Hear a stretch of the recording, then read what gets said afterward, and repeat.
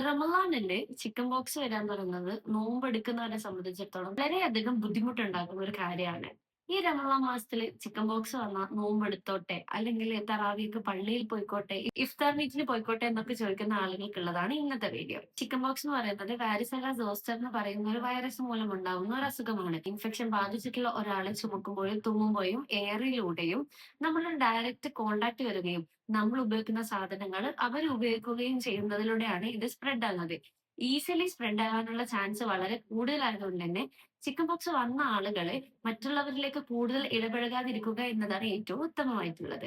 അതുകൊണ്ട് തന്നെ ഇഫ്താർ മീറ്റിംഗ്സിന് പോകുന്നതും പള്ളിയിലേക്ക് തറാവിയൊക്കെ പോകുന്നതും ഒക്കെ ഈ ഒരു സമയത്തേക്ക് നിങ്ങൾ ഒഴിവാക്കേണ്ടതാണ്. നമുക്കറിയാം ചിക്കൻ പോക്സ് എന്ന് പറയുന്നത് പനിയും ക്ഷീണവും അതിന്റെ കൂടെ തന്നെ നമ്മുടെ ശരീരത്തിൽ ചൊറിച്ചലും കുമിളകൾ പൊന്തി വരികയും ചെയ്യുന്ന ഒരു കണ്ടീഷനാണ്. ശരീരത്തിന്റെ പ്രതിരോധ ശേഷി വർദ്ധിപ്പിക്കാനുള്ള മെഡിസിൻസും അതിന്റെ ഒപ്പം ഡീഹൈഡ്രേറ്റ് ആയി നിൽക്കാൻ വേണ്ടിയിട്ടുള്ള വെള്ളവും ഭക്ഷണവും പ്രോപ്പർ ആയിട്ട് നമുക്ക് ആവശ്യമുണ്ട്.